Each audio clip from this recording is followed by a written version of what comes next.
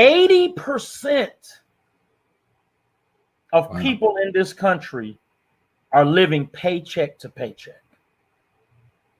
That not only startled me, but it hurt my feelings. 80%. That means if you lined up 10 people, 10 of your friends, 8 of them are living paycheck to paycheck. Wow, that's right. The second one is 52% of people in this country have less than $10,000 saved up for retirement. You cannot live off of that when you retire. But over half of the people in this country only have $10,000 or less saved up for retirement. And then this one, you even shared with me, this number may have went up, but at the time when I heard it, 39% of people in this country cannot cover a $400 emergency. So if a $400 emergency comes up, if your head gasket blows, that's easily $400 or more. At least, yeah. Most people cannot cover that. 40%, almost 40% of people cannot cover that. So what do? They bust out the credit card, swipe it, right? I remember. Let me share this with you, Mr. Mosley, real quick. I remember I was sharing with somebody when I first got my first credit card. I was I can't remember exactly, somewhere around 18, 19, somewhere in there. And they happened to give me that credit card 3 weeks before Christmas. I didn't know that was a marketing strategy. I didn't know what an APR was. I didn't know. I did not understand any of this. So, Mr. Mosley, that Christmas I was Santa Claus. My card was swiping like a ninja. I literally was out there just swiping. Everybody had a gift. You get a car. You get a car. Exactly right. You know, and I remember now that particular car, and maybe I'm sharing too much, but I feel like it needs to be said. Yeah. I had several cards, but one particular card I had charged up. The limit was $25,000. I owed $28,000 on one card, and I didn't have anything to show for it except a movie case full of DVDs that I bought, but everything else was eating out, going to the movies, just kind of splurging, buying stuff, and it kept going up. And they would what they would do is they would raise my my limit, and I'm like, okay, I'm not going any higher than that. And then I would ease up to it, and then I would request that they hire it more, and it kept going like that. It was really when looking back, it was a very, very horrible time in my life, and I didn't know. I didn't understand, but at one point, my payments for that car ranged between $600 and $700 a month, and maybe $100 of that was going toward the principal. Yeah. So I was in big trouble, but thank God I did. My pastor actually suggested that my wife and I. Well, she was my girlfriend at the time, but my pastor knew I was going to propose to her, and so she suggested as a part of our marital counseling that we go through the Dave Ramsey course, and we did. And I ended up that card now is paid off and cut up. All right. I got a few more cards I'm working on, but they're nowhere near. If you combine the few cards I have now, they're still not even half of that amount that I owe. So thank God for that. But those statistics startled me, and they hit me in the face because they were real. So I'm going to just kind of let you go ahead and talk about, some more statistics, and you can go into the acronym FAT and just kind of go however you feel like. So on that point that you just made, I mean, I hope everybody's really listening, because we have a tendency sometimes not to realize when we see a commercial and Samuel Jackson's on and he's looking cool and he says, "What's in your paycheck? What's in your wallet?" Right? What's in your wallet? So then we go, "Oh man, we got to get a credit card. We need to get a credit card because that's what people do." Mm. And how do we get here? So when we backtrack and think about how did we get here, it depends on what your education level was, what your parents' education level was when it comes to money. Not just regular education, but finances. So if we're taught and we watch growing up, if you think about our great-great-grandparents, they wouldn't even think about having a credit card, right? And then our grandparents would come along and they would say something like, I'm only going to use this card for an emergency situation. And they had the discipline to only use that credit card for that purpose. Then the next generation came on, and they thought they had the same discipline, but we didn't. Right. So we use the credit card, like you just stated before, until you get to a point where all your wealth is going to someone else, a financial institution. And because everyone else is doing the same thing, you believe that that's normal. Right. So I always ask people, have you ever went to the circus and you see that little elephant in the circus that's chained to the little stake in the ground? He's little at that point. Then you go a year later to the same circus, you see that same elephant is fully grown and he's still chained to that little stake in the ground. So my question is, can he not pull that stake out the ground? Wow. Of course he can. So why does he not do that? Because he's been conditioned to think a certain way. That's what happens with us. They're conditioning us to think that this is normal. And it's really not normal. It's abnormal. Yeah. So let's get into that. So what I want to talk about is, I got 4 introduction points, agenda topics, I should say. Okay. I want to talk about the importance of this fact, being faithful, available, and teachable. I want to share a few stats, maybe about 6 stats. You shared some excellent stats earlier. And then I want to talk about a nerd and a free spirit analogy. Okay. I want to talk a little bit about impulse shopping awareness and proper money management. And then I'll get into what we call the 4 walls. And in the 4 walls, we'll talk about the difference between needs and wants. And then we'll get into the 7 baby steps, which is the process that we follow. Yes, sir. And then we'll have closing comments. If you have anything, feel free to jump in at any point. Yes, sir. Yes, sir. Is that all right? That sounds good to me. All right. So according to the U.S. Census, this is some more stats. So Lavelle already had you almost falling out your chair. I'm sure many of you are almost falling out your chair right now, but I'm going to push you right over.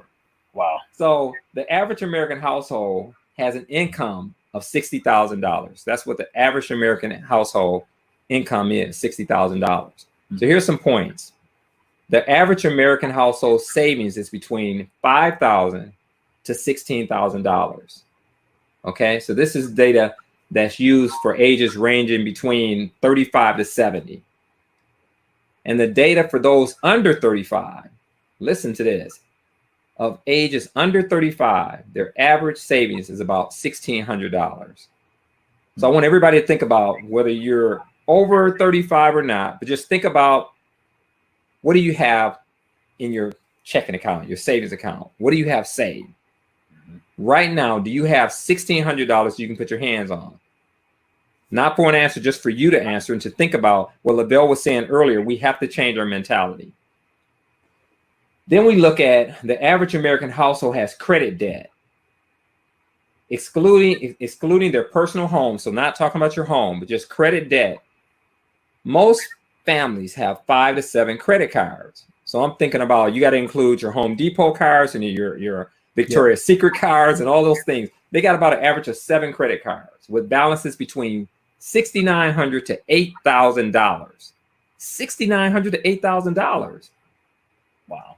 These numbers tend to rise before and during after major holidays, like Lavelle just talked about what happened to him.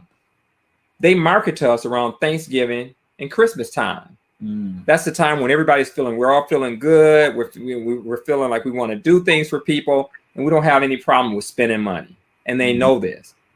And you never have the impact when you're spending plastic versus money. So Lavelle, I didn't have this in the slide, but I want to throw this out here. When you go to a restaurant and they give you that little plastic plate and you pay for your bill and you put the plastic credit card on there, they take it, they scan it, they bring it back to you. You don't feel any pain from that on what you spend. You may have a bill that's $200, but you didn't feel that pain. Now, conversely, if they were to come to you with that same plastic plate and you had to put cash, you pull cash out, 100, 200, and you see it there and they take it away and they come back with $3. That has an impact on you because you felt that. I just gave them $200 and they brought me $3 back. Wow.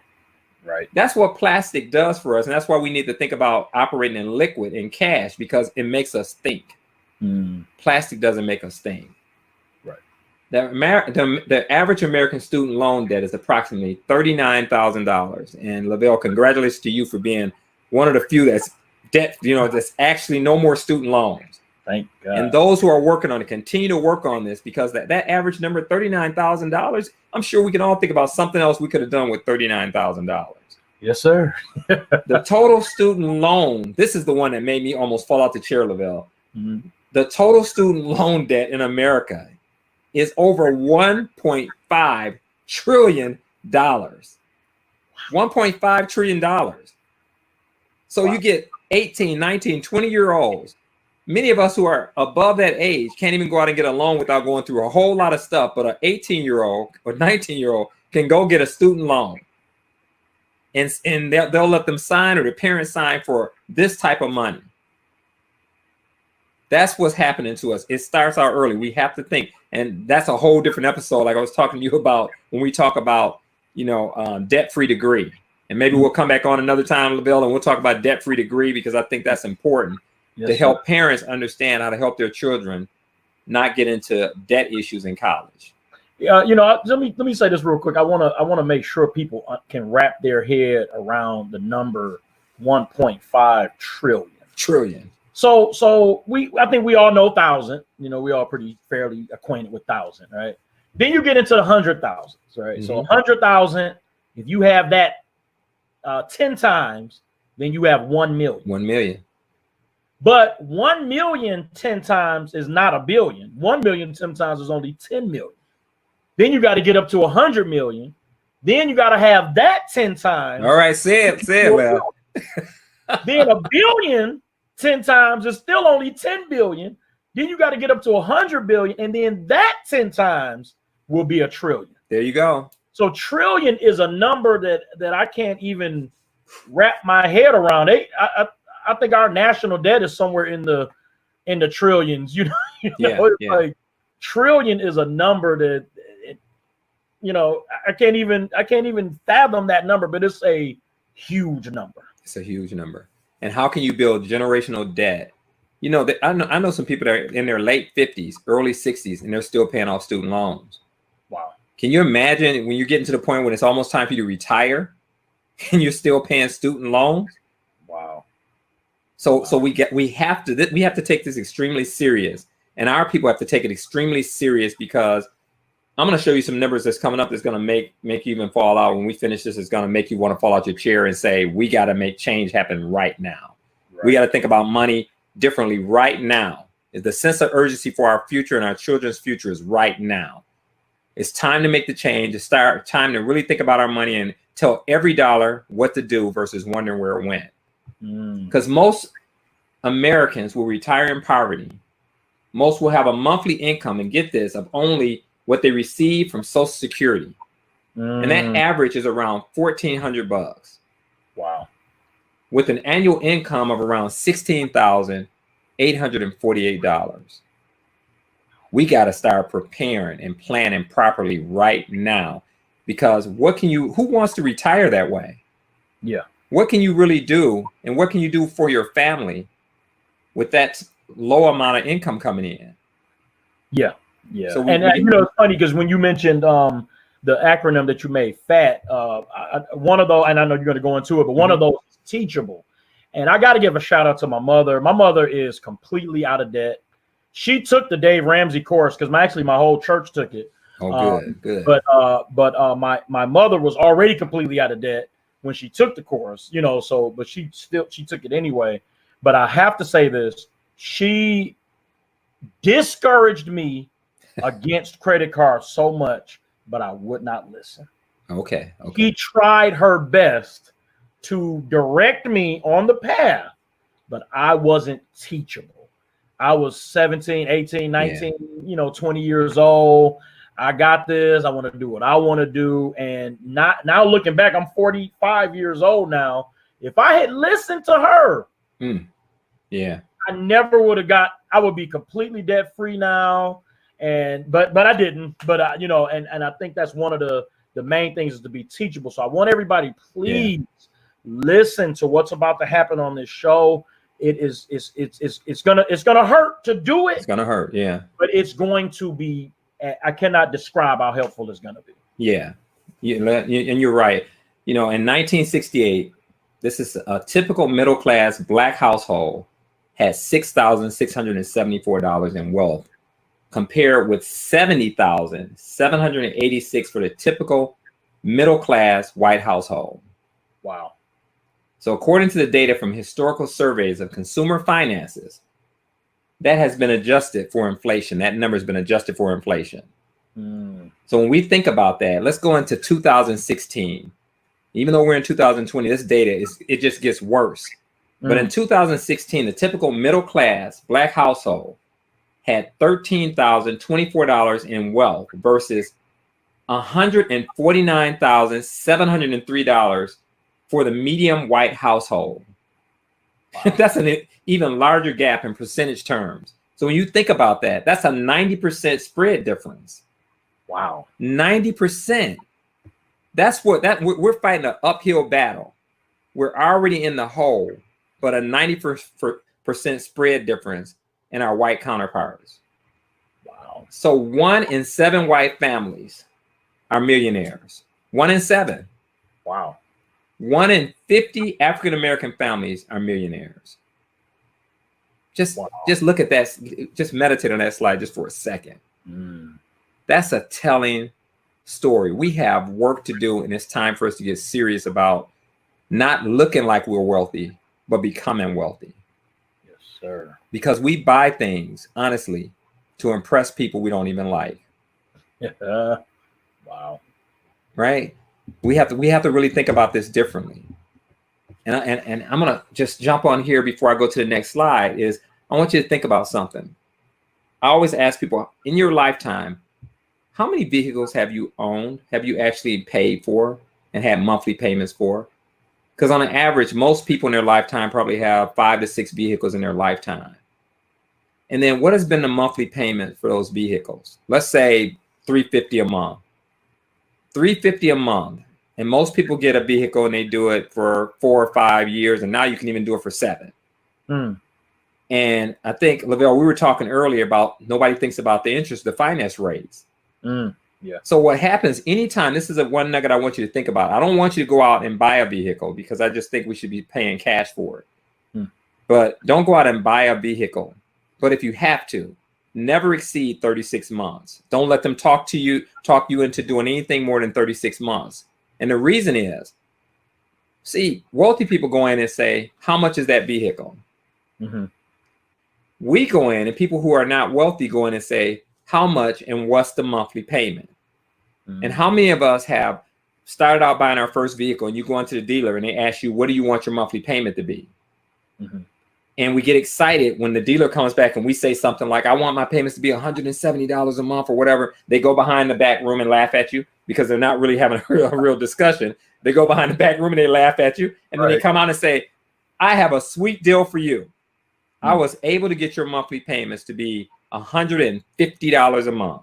And we go, wow, what a great person. They love us. You know, that's my guy. And we refer other people to him. And we never think about it's a 7-year payment. Wow. And every year they charge you for borrowing that money. And if you take the time to do the math, you'll see that you're probably paying for that vehicle 2 to 3 times. Have you ever seen a person that they had bought a car and they were driving the car and the car was tearing up on them, it was breaking down on them, they still have monthly payments to make? Those are the people that actually got caught in a deal like that. You know, before they could even pay the car off, they're still paying and the car's not even running anymore. They got tricked. Yeah, I remember when you said that, I thought about one of my favorite shows is Martin. Yeah. Anybody who watched Martin know Cole was still paying on that Pacer. Still paying on it. He said he made some comment. I can't remember which episode, but he says he made one comment. They was like, "You still paying on that Pacer?" He was like, 30 more payments, and it's all mine. And that's real. That is real. I mean, everybody on here knows this is real. Yeah. See, we're not telling them anything that grandma didn't tell us, right? We're not telling them anything. It's just like we didn't listen. We wanted to do it our own way, and then what we're going to do is, if we don't change our thinking, and renew our mind, we're going to teach the next generation to do it the exact same way. My God. And what's the definition of insanity? Doing the same thing over and over again, expecting a different result. Wow. That's what we're doing. We honestly do this over and over again. Yeah. I'm not going to pay that. I'm not going to let that credit card get up. Oh, give me a higher limit. Give me a higher limit. Oh, after I pay this off, I'm not doing it anymore. But time is passing us by while we're doing this. And then one day you look up and it's time for your kid to go to college and you cannot pay for their college. So then they end up taking student loans. See how this continues to just destroy our culture. It destroys our people that way because we get caught into this slavery. So we got to be careful about that. So I want to talk about 2 different personality traits. Okay. People fall into 2 personality traits: nerd or free spirit. So let's see which one you are. All right. A nerd is analytical. A nerd worries about finances. They're extremely concerned about the future. They're concerned about their family. They have sleepless nights thinking about finances and what are we going to do for the future for the kids. That's the nerd. So we're clear on the nerd. Yes, sir. Now the free spirit. The free spirit usually goes with the flow, right? They always feel that things will work out. They don't sweat what they call the small stuff. Stop getting all upset. We got money. As long as I got a paycheck coming in, you don't need to have, worrying about that kind of stuff. It'll just work itself out. That's a free spirit. Anybody know anybody like that? Is it one of you? That's what you got to think about, because we don't think about finances the same way because we're just in chill mode. So the quickest way to waste money, and let's see if anybody does this, it's called impulse shopping. You ever seen a QVC commercial come on and you saw something that you wanted, or you went into a store, you saw this item that you really didn't need, but it was so cool, you wanted it right then. You saw this watch that you wanted, you saw this purse that you wanted, these shoes or whatever it is. And right away, you didn't go in there planning on spending that money, but you spent it.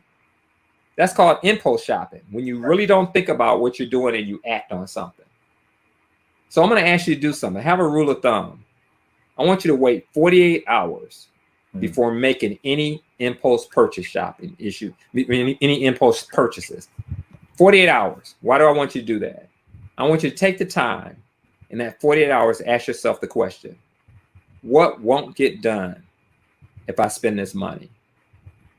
What won't get done if I spend this money? I want you to take that 48 hours just to think about that. I guarantee you, by taking that 48 hours, you'll change your mind about making that purchase and you'll save that money. Okay? Yes, sir. Have you ever had this question? Have you ever started out the week with $20? Let's call it 20, 30, 40 bucks. You have $40 in your purse, in your pocket, whatever it was. And then coming toward the end of the week, you look in that purse in your pocket or whatever, and you find out, man, you got a $3 bill or a $5 bill. And you make this statement. And have you ever made this statement? I know I had a 20. Right? We've all been there. I know I had a 20. Yes, sir. That means we had no idea of where our money went. So what we want to do and what we teach is understanding where every dollar is going. I ask my members to get a receipt every time you go and make a purchase, so you know exactly. At the end of the week, I want you to add the receipts up and you know exactly what you spent on frivolous things. And it's just a good acid test just to make sure that you're being careful about what you're spending money on. I challenge you, just take this when Sunday comes, do Sunday to Sunday, and just get a receipt for everything you purchase, put it in a Ziploc bag with an ink pen and leave it in your car. And every time you end up making a purchase, get a receipt and put it in a Ziploc bag. Okay. And then at the end of the week, pull it out and total out how much money you spent. And I'm sure it'll surprise you. Right. That's a good exercise to do. So let's talk about proper money management. And this is about telling every dollar what to do versus wondering where it went. So part of this process is scheduling what I call financial wellness reviews. I don't want to call it budget meetings because people hate to hear the word budget. They think it means I won't be able to spend any money. And if I get somebody to help me with something like this, they're going to be telling me how to spend my money all the time. No. This is about having everything in front of you where you actually open those bills up. You know, you don't just look at them like, you know, I don't really want to open this up. If I just act like that, if I don't open it, it's invisible. No, you got to open it up. Right. Face that fear head on. But this is about opening the bills up and putting them on a spreadsheet and looking at everything that you have to pay. Because everyone should know, what does it cost you to run your household every month? And I don't want you to estimate. I want you to tell me exactly. It costs me $3,000 to run my household every month. I don't want you to guess about it. And how are you going to be able to do that? You're going to be able to do it by putting all your expenses down, all your debt down, and then keeping track of it and saying, this is the income I have coming in. And then as you start to pay debt, expenses and debt, you start to see income coming out. And then you have to manage your money the proper way. It's not fun. That's why everybody doesn't do it. It's easier just to go spend the money and have it in your head and tell yourself, I think I spend this amount of money, and then be shocked when you look at your checking or savings account, the money's not there. So I want us to think about this a little bit differently and come up with a plan and strategize with a financial wellness review. So here's something that we did with the Ramsey Group. We spoke to 10,000 millionaires. And we asked a question. And Chris Hogan asked this question. What's their greatest financial teaching that they've ever had, whether it be a book or whatever it is? 10,000 millionaires. Now I got a myth breaker for you. Millionaires aren't what you think they are, who you think they are. Most millionaires are accountants, teachers, and engineers. If that's a little bit surprising to you, that's where most millionaires are. That's their occupation. So they're not. It's not all doctors. No. And you know, Lavelle. The funny thing about it, I have doctors. I have lawyers that I help right now. And you want to find some of the most broke people that you want to look at are those doctors and those lawyers, because they have huge debt, student loans that they have to pay. Wow. But here's the problem. When I talk about people take the time to impress people they don't even like. We see them drive around in these nice vehicles, wearing nice clothes and everything like that, because once you become a doctor or a lawyer, you're supposed to look and behave a certain way, right? Everybody expects you to look a certain way. And if you don't look that way, they don't think you're successful. So we have an image to uphold. And people will spend significant amounts of money to look more wealthier than they really are. Wow. So be careful keeping up with the Joneses, because the Joneses are broke. Okay. So going back to that question, when we asked them about the greatest teaching financial book or anything that they read, what do you think they said? Some people said, oh, they probably said the Bible, Rich Dad, Poor Dad, something like that. Nah. They said the story of the tortoise and the hare. Anybody remember that story? That grade school story? The tortoise and the hare. Do you remember who wins the race? The tortoise wins. Yes, sir. Because steady and consistent always wins the race. Wow. It's not a sprint, not a get rich quick scheme. Like Lavelle said when he did the introduction up to this promo, when he did the promo, he said, this is not about a get rich quick scheme at all. This is about being disciplined. This is about being consistent. And this is about being steady for the long haul. Yes. Steady and consistent wins the race. Okay. And it is possible.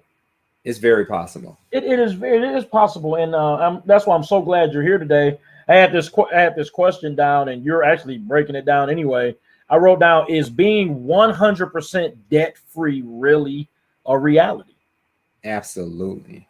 You know, you and me both know millions and millions of people are having debt free screams every day. Yes. You know, I had a young lady that was working with me, and I was so proud. And you asked me this excellent question, man. How does it make you feel when you help somebody? It's exciting. Yeah. You know, so oftentimes I feel like I'm more excited for them, because I love seeing that smile, because I have been on the phone with folks and we cried together, right? We've been on the phone talking about how bad it is. And I'm like, I'm your accountability partner. Let's talk about it.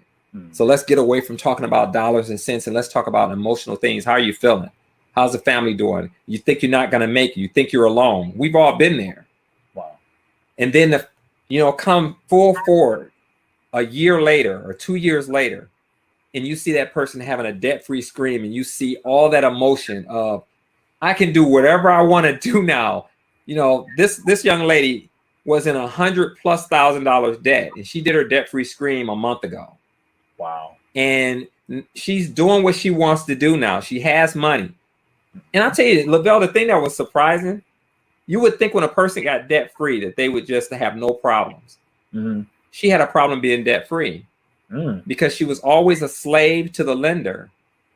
So what she said to me is, David, I feel unworthy because other people are hurting out there. And when I look at my bank account, it's growing. I don't have any bills to pay. I mean, I don't have any debts to pay. I just got regular bills that I'm paying. But all this money she was paying to bill collectors and paying for debt is now going to her. And she's doing things like investing and doing things for her kids' college futures and taking trips. She feels uncomfortable with that. And that's what happens to people because you're so used to being a slave to the lender that when the money's just coming to you, oftentimes you feel like you're not worthy. Wow. I thought that was just really surprising when she told me that story. Wow. Yeah. So let's talk about. And you know, before I just want to say, you know, that's the place where we're trying to get to. So you don't have to feel guilty when you actually do get there. You know, be comfortable because now you're in a position where you're debt free and you can help others. Yeah. And you know, I remember Dave Ramsey told a story about when he him and his wife first saved up an emergency fund, and their van broke down, and they took it to the shop, and the guy said it was going to cost, I don't remember the exact amount, but it was in the thousands. It was like maybe $4,000 or whatever. He said they wrote a check, guy fixed the car, and he said when they pulled out of the service station, when they pulled up to a light, he said they both looked at each other and said, "This is so weird." Yeah. They had the money, they paid it off, and it didn't hurt them. It was just an inconvenience. Yeah, that's right. Exactly. And that happened with me and my wife also. When we first went through the Dave Ramsey course in 2017, we saved up our emergency fund, and then shortly after my car broke down and I had to pay I think it was like $700 or $800, but we had it. Yeah. And it was a relief. I didn't have to scramble. I didn't have to use the credit card. We had that money set aside for that. Yeah. And Lavelle, that's what it's about. That feeling that you have, and it's you get control back of your life. You don't owe anybody. You're doing things because you were disciplined enough and you deserved it. You planned for the future because, Murphy's going to show up, and I'm going to talk about that in a little bit, but Murphy is going to show up. Right. I have a lot of young people that are members, and I told them about Murphy's Law, and they go, who's Murphy? I love when they say, who's Murphy? And then I get a chance to talk about, you ever had this happen? You ever had that? So let's talk about the 4 walls. Okay. Because as we get into the baby steps, we're going to talk about things like needs and wants, and what defines a need and what defines a want. Okay. So here's what I want you to think about. The 4 walls these are things that we need to pay attention to. These are needs: food, clothing, shelter, and transportation.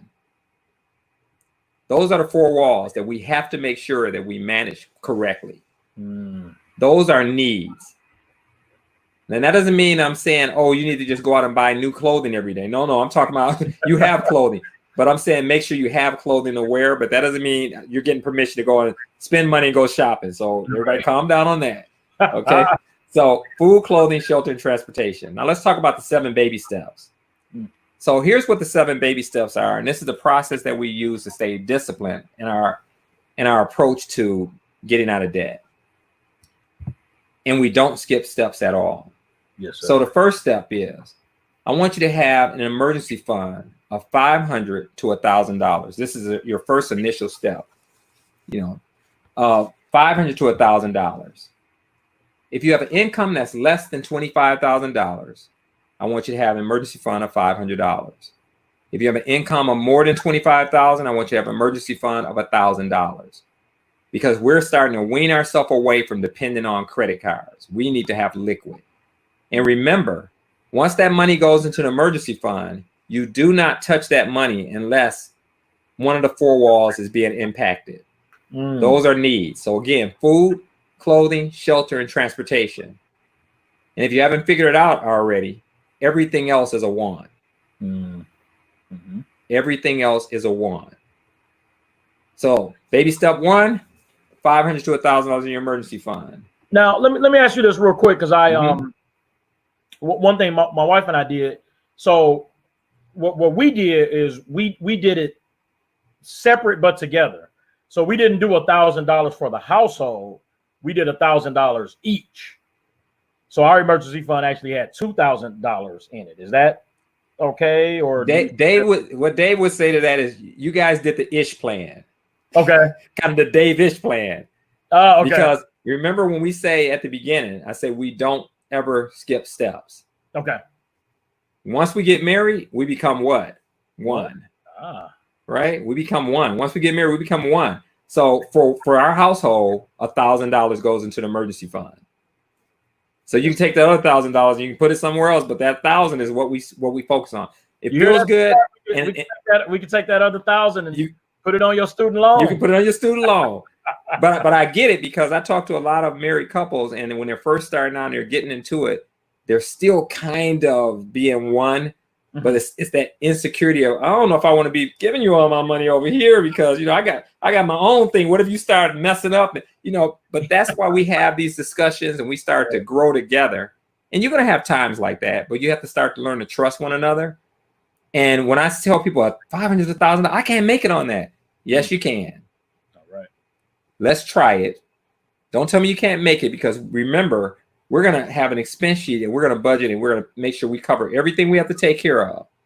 So I'm not saying we're not going to pay our bills. We're going to put $1,000 to the side, and then we're going to address our bills, but we're going to put that emergency fund in place. And we're not going to touch it unless one of the four walls is being impacted. Yes, sir. And you'll be surprised the four walls aren't impacted always like that. All right. This will stop you from doing impulse shopping. So let's talk about baby step 2. We're going to use all other money after expenses to attack student loans, the credit cards, collections, vehicle loans, any timeshares. I hope you don't have a timeshare. Nobody has a timeshare, because you'll get me on a rant on that one, but I won't go there now. But we want to make sure we attack all other debt at baby step 2. And the approach we're going to use when you think about the bills, the debt, remember what I talked about earlier, what a debt is. We're going to use what we call a snowball effect. So we're going to go after the lowest debt first, and we're going to work our way up to the highest debt. See, a lot of people have been trained to go after the bigger numbers. Some people are out there saying, oh, no, you need to be going after the bigger number. I'm going to tell you why you don't do that and why it's called a snowball.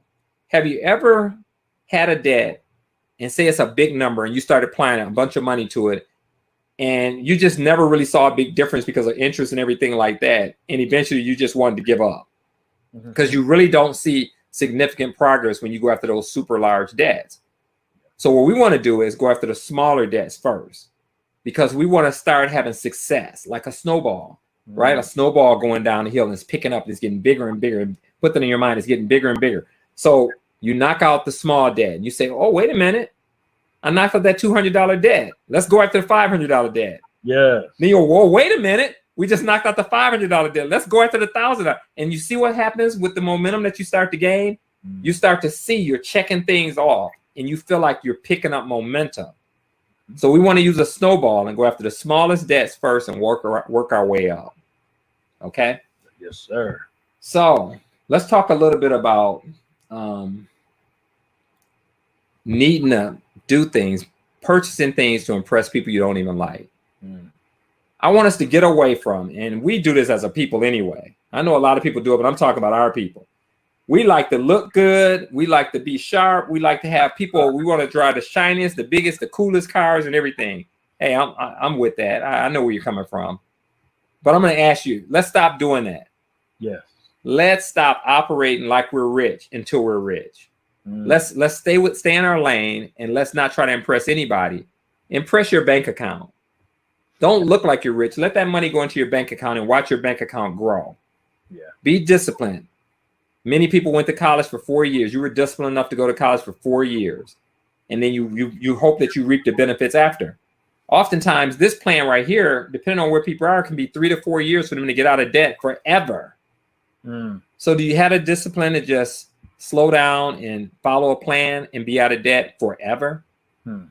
That's what it's really about. Because Murphy will show up. Yes. And I just interject here real briefly. whenever I'm watching basketball and you see Bill Gates show up to a Lakers game, I've never seen him come in with a flashy suit. He always has on some blue jeans and a t-shirt. Yeah. And I was right. like, wow, this guy is a billionaire, not millionaire, a billionaire. And he's coming to the game comfortable. He got on some gym shoes that's not the latest Nikes. He just got on some old beat up gym shoes, blue jeans, and a t-shirt. He's not trying to be flashy. Right. He don't have to. When you know that you have it, you don't have to impress anybody. Yeah. I see people going, somebody will ignore them because they have some baggy jeans on or something like that, and those people are millionaires. Yeah. I talked to one today, and I laughed as he left because he got into an Impala, a white Impala that was probably 2007 or 8. Wow. But it was nice though. It was clean. But I just sit there and I was thinking, he's driving that 2007 Impala to a home that is spectacular. Wow. He has money to burn, but he's not looking to impress anybody. And we have to change that mentality, because I don't care how good you look or what you're driving. When you go home in your private place, what do? We look at those bills and go, how am I going to pay this? Right? I've been there. Look good, went out there, had the flashiest car and everything. And then we come home and I'm having sleepless nights. But then I get up the next morning, I got to look a certain way and make people think that I got it going on. And I really didn't. I was drowning in debt. We got to change that mentality. Stop worrying about what people think, because most of the people that you worry about, you don't even like anyway. Yeah. Okay. So Murphy will show up in a way when things go wrong. Anything that can go wrong will go wrong. So you want to be prepared. This is why we build an emergency fund. If something goes wrong, we want to have an emergency fund to fall back on. Yes. Then baby step 3. This is building on that emergency fund. And remember, this is after we're out of debt. You have no more debts to pay, no more not mortgage, but no more credit cards, no more car loans, no more collection people calling you, anything like that. You have no debts. You just have liquid now. So now I want you to build on that emergency fund, and I want you to save 3 to 6 months of your household expenses. So David, why do you want me to do that? I'm glad you asked. So this is why. Murphy's going to show up in the way of you lost your job, in the way of an illness takes place and you don't have income coming in the way of something's going to break down and you have to pay a significant amount of money for it. In the old job that I had, when I left out, I had the job of knowing that people were going to lose their jobs and having to let them know. And I would see people in the hallways and they would have no idea that at the end of the month, I was going to be asking them to come into my office because we had to let them go. When I was in the corporate world, I did this all the time, and it's not a good feeling. And I heard the story. Imagine how you would feel if tomorrow, I want you all to think about this. Tomorrow, your boss comes in and says, at the end of the month, we're taking you off the roll. Just meditate that for a second. Meditate on that for a second. What would you do? So if you had 3 to 6 months of your household expenses saved up, you're person A, and person B didn't have anything saved up. What do you think is going to be the difference in how they react to that news? Person B is going to be in panic mode and taking any kind of job they can take. Yeah. You're going to have time because you planned and had 3 months of expenses saved. You're going to say, hey, honey, we're good for 6 months. We can get by for 6. I'm going to take my time, apply for jobs, get the best job that I can get, but I don't have to rush. That person B is in panic mode. They don't know what they're going to do. So we need to plan for when Murphy shows up. That's why we want to have 3 to 6 months of expenses saved up in that emergency fund. And I hope that makes sense. Yes, sir. So now we think about, there's a 3B in this step. So let's say now we're done with baby step 3 and we have the 3 to 6 months saved up. Now 3B. 3B is when you start to think about folks who want to have a home and they want to put a down payment down on a home. And I always suggest putting 20% down on the home purchase that you want. So if you want to take a step and do a 3B, you can start saving that 20% toward a down payment for your first home. Some people do that. Yeah. So baby step 4, 5, and 6 all go together. So baby step 4 this is where we actually begin retirement planning. Okay. Our 401k, getting the IRA set up and things like that. We start to prepare for the future. So Dave always recommends 4 types of mutual funds when you start to invest. And we'll help you along that process to make sure we're getting you in the right plans and everything like that. But here's what I want you to think about. You want to be in 4 different types of mutual funds: growth, growth and income, aggressive growth, and international. Okay, those are the 4. So again, growth and income, aggressive growth, and international. And that's what Dave recommends. And when we just talk to endorsed local providers, that's what they try to get our clients into when they're starting to build that plan. And we stay consistent with it. We don't deviate away from it because, like I said, we got many people that are millionaires 4 or 5 times over. This plan works. If you know Dave Ramsey, Dave's been rich for a very long time. The plan works. Okay. So when I say 4, 5, and 6 go together, so in baby step 5, you start to plan for your children's college future.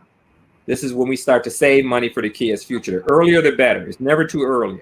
Lavelle's getting ready to have a child coming up. I think you said in September, right, Lavelle? Yes, sir. Yes, sir. We start getting ready to plan. We want to have that in our priority. And you did the right thing because you don't have any student loans. Yes, sir. So now you can actually start planning for your child's college future. Amen. What a beautiful place to be. You can actually say, I'm going to start planning. And you don't need as much money when they're babies. Yeah. Imagine waiting till somebody gets 16, 17 years old and you're just starting to plan. Got news for you, that's too late. We can still do it. So don't get discouraged and say you can't send your child to college. We can still do that. We just have to think about it and strategize about it different. And that's another episode. Yes, sir.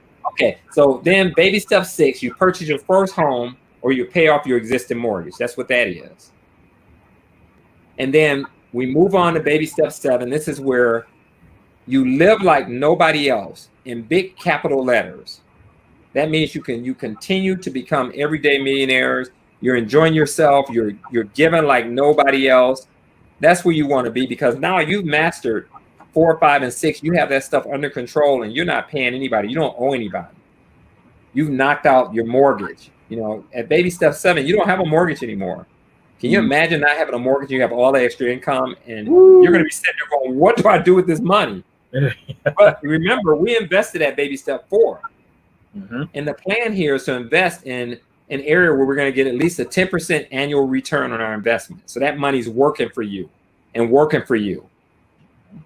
When you think about the power of compound interest, and Lavelle, I have a spreadsheet that maybe I'll send it to you and you can put it up later. But I have a compound interest spreadsheet that shows at different stages of different ages, and based on the amount of money you're saving, how that money compounds and grows over a period of time. And the earlier you start, if a 20-year-old starts saving $400 or $500 a month, $300 or $400 a month, by the time they get age 50, they'll be millionaires. Wow. It doesn't take long. So the earlier you start, the better. And don't worry if you're a little bit older, you say, oh, it's too late for me. No, it's not. It's never too late. It's never too late to start saving because it's better than doing nothing. Sure. Okay.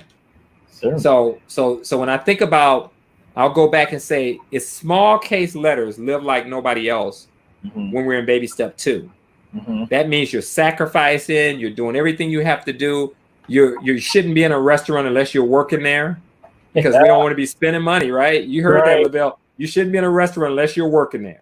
Yes, sir. So we sacrifice at baby step 2 and we live like nobody else. So we don't care about what the Joneses are doing. We have our own plan. But when you get to 7, it's capital, live like nobody else because now all your sacrifice pays off. Yeah.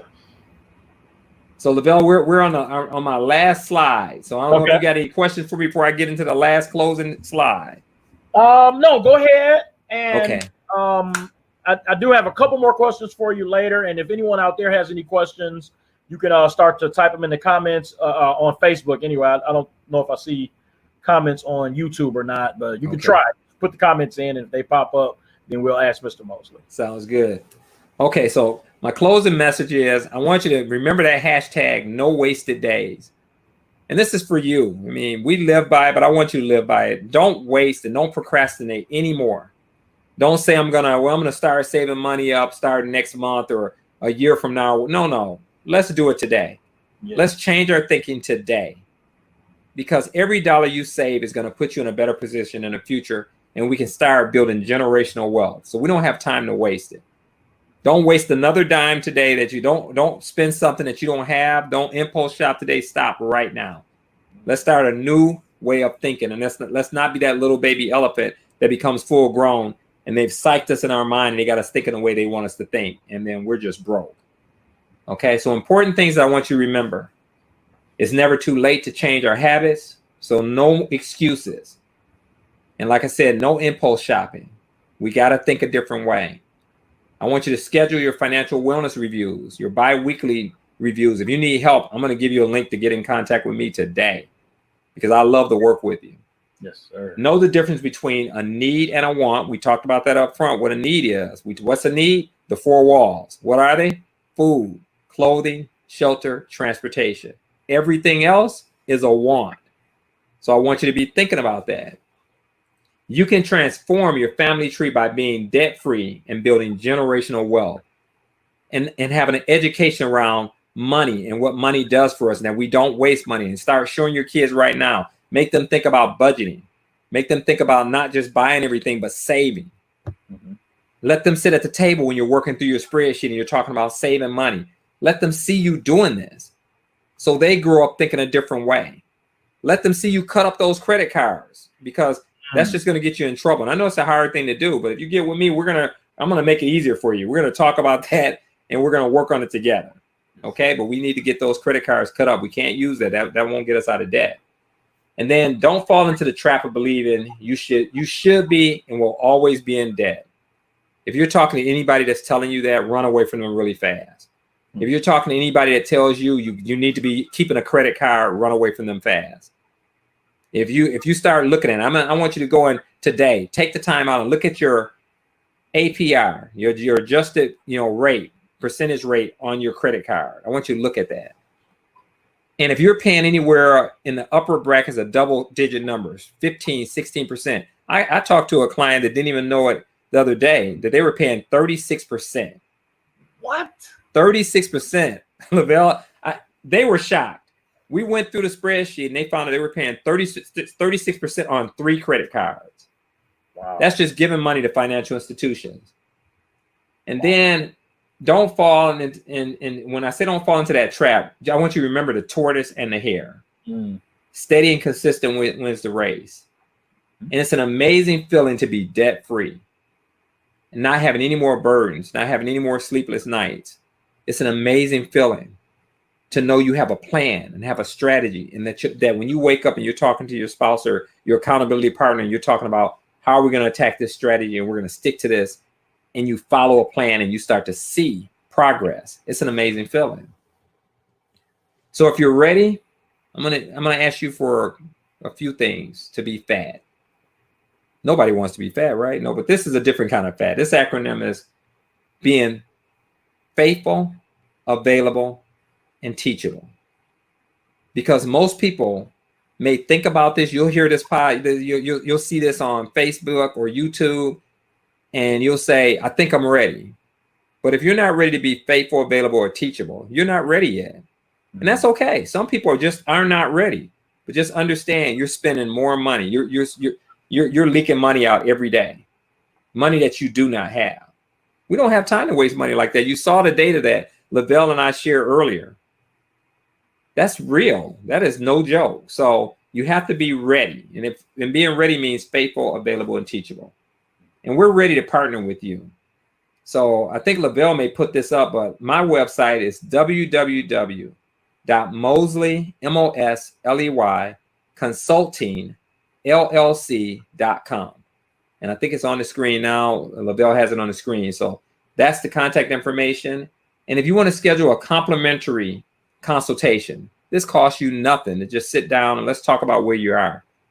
And I'll sit down with you for an hour and I'll go through where you are. We'll talk about what your goals are and we'll talk about a plan. So if you want to do that, you can go to my website and schedule an appointment. Or if you want to just type in www.calendly, CALENDLY, calendly.com/Mosley Consulting LLC. You can actually schedule an appointment and do a complimentary consultation with me. You can contact me via my office, and my office number is area code 810-626-5200. It's on the screen. My business cell number is area code 810-269-7650. If you want to just contact me on my business cell, I'll answer it. Or you can email me, and the email information is on the screen. So I look forward to talking to you guys. I want to thank Quarantine with Lavelle. You know, Lavelle, you have a fantastic show. And I just thank you for being so gracious to have me on and just to give me an opportunity to kind of like talk my head off a little bit and just have this quiet, you know, fireside chat, as if we want to call it that. You know, we just talk about it. So I just thank you for the blessing of being invited. I think you're an amazing host, Lavelle. And anytime you want me to come back, if we want to talk about debt-free degree, I'm here for you. Definitely. All right, Lavelle, that's all I got. No, I appreciate it.